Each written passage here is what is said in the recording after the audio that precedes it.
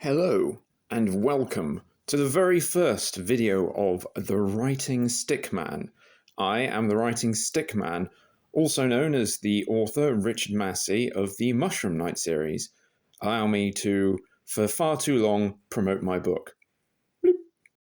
The purpose of this video, and others like it that will follow, is to have a look at independently published books that I've been reading and would like to shine whatever little spotlight I can on them.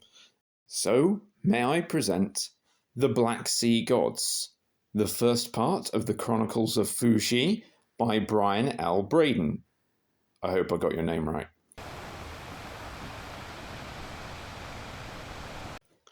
So, what is Black Sea Gods? Well, it's a fantasy story set in a very interesting world of which I will talk a lot about later. It naturally begins with a prologue, which gives you an insight into something happening with some gods, but I'm not going to go into the detail of that. You can experience that yourself if you choose to. But for now, we will touch on my first subject I wish to talk about, which is the low.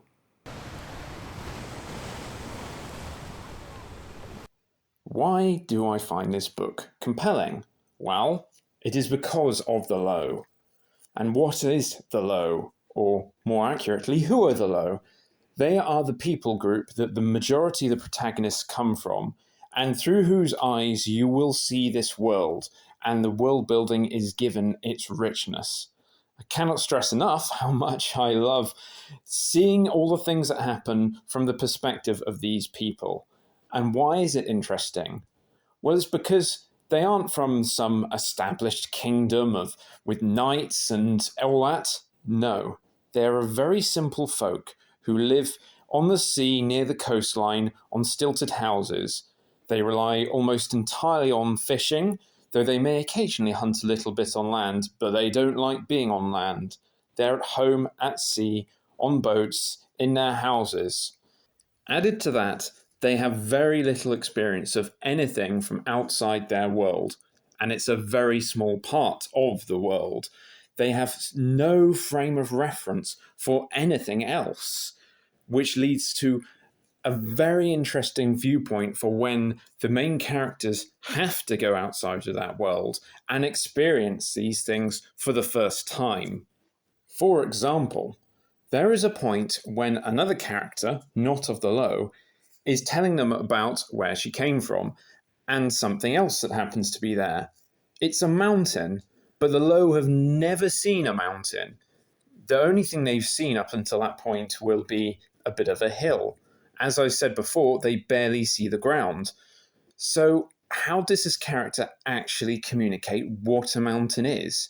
In today's day and age, we have the internet, we have phones, we have all manner of knowledge that has been gathered over centuries, that even though we may have never been to a mountain or been to the sea, we know what it is. But the low have no frame of reference for understanding what a mountain is.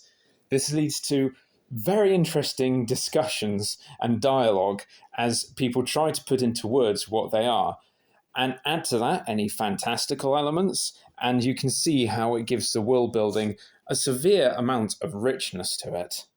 One of my favourite scenes in the book is when they cross a river, which doesn't sound that gripping or exciting, but it is. It's one of my favourite scenes, as I said, and is greatly enhanced by the fact that the majority of the characters are low. And it's not just any river, it's rapid, it's fast, it's very cold and very dangerous.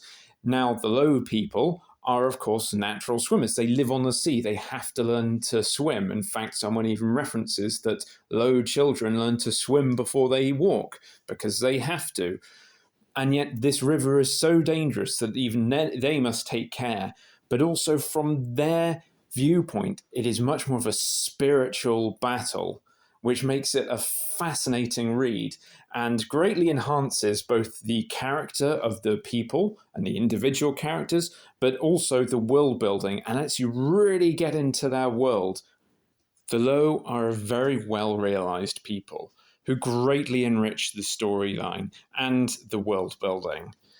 They are very fleshed out with their customs and their way of going about things, their attitudes to things, their clothing, or great lack of it. And they make for incredible protagonists because of this, going out into a very hostile world to them that they are woefully underprepared for, makes for a very compelling read. On a rather amusing side note, I will just point out that in my book there is a character called Lash, who is a wild girl, one could say, who is more at one with the animals, and describes most people who live in cities or towns as still dwellers. I've written that term many, many, many, many times. The low people occasionally, just a few times, get referred to as stilt dwellers on account of them living on houses that are raised high up on, well, stilts within the water. Every time I read that, my brain, well, it got a bit confused. Moving on now, let's talk about the inciting incident. So what could cause some of the low to actually go out on a quest? Well, it is an event that for them is truly terrible. Some of the low, including the main character Izarg, encounter a large group of animals heading off in one direction. And I'm not talking just a small herd, we're talking all of the animals, and all different types of animals, including lions that walk right by them without paying any attention to them. All of the animals are behaving abnormally and have now gone. And worse yet for the low, all of the fish have gone from the sea. For these people, this is an apocalyptic event. You can feel that their world is ending with this happening. As a result of this, Izarg calls a council of boats, which is a gathering of a large amount of the low people, including all of their leaders, to discuss what is happening. This scene is beautifully realised and gets across the stress that the low people are under with the vanishing of their fish. As I said before, for them, this is an apocalypse.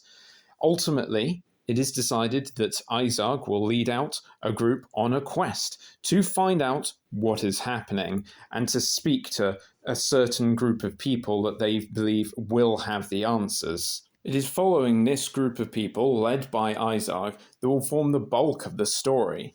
You will follow them through many dangerous exploits that happen, as I mentioned before, they are not prepared for the world on the land and all of the nasty people they encounter along the way.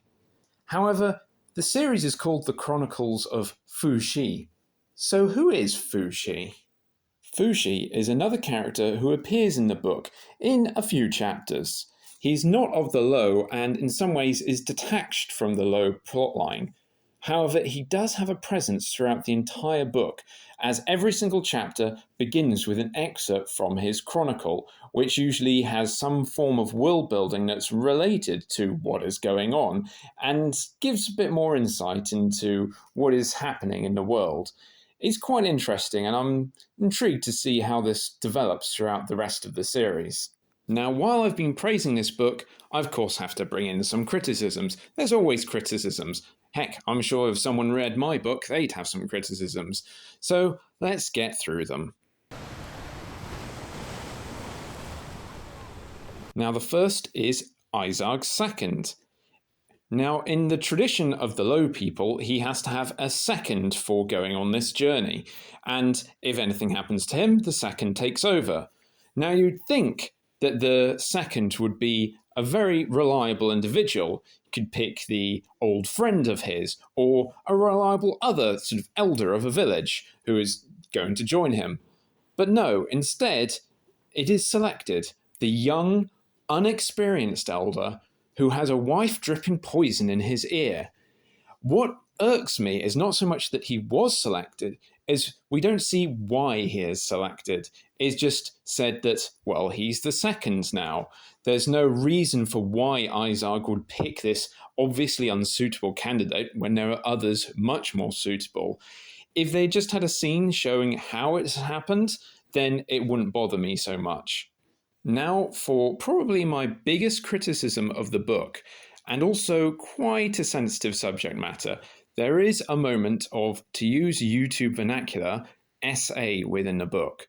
Now, I'm not saying that it being included in the book automatically makes it bad, or any book bad. However, I don't think it was handled well, especially the aftermath, or the lack thereof, that there was no addressing that such a traumatic thing had happened to a character. It just moves on. And that is probably my biggest problem with it, that it felt so jarring, such a thing happening. I don't want to dwell too much on it, but as I said, that's probably the low point of the book for me. Moving away from negativity and back to good stuff, and the world and the magic system. The setting is very much a Bronze Age, early Iron Age setting that clearly takes influence from Chinese mythology and lore, but also merges it with biblical imagery and stories, which makes for a very interesting mix for what's going on. The biblical side of things comes on a lot more strongly towards the latter stages of the book. As for magic systems as such, it's very much a sort of low magic feeling in that the world itself is magic. There are no people slinging out spells, although there's clearly a spiritual connection with some of the holy women from the Low and other places as well. So in conclusion, did I enjoy this book? Yes, absolutely, if you couldn't already tell. I definitely enjoyed it and would recommend The Black Sea Gods. I'm heartily looking forward to reading book 2 and 3 in this series, and eventually will get around to reviewing them as well. However, they won't be the next reviews I do. I'll probably be reviewing something else by another indie author that I would like to shine a spotlight on. Before I go, I would like to, this time, properly plug one of my books, The Cube, the first book in the Mushroom Knight series, featuring rich world building, deep characters. This is an epic fantasy series I am sure you will enjoy. Well, thank you very much for watching, and I look forward to seeing you next time.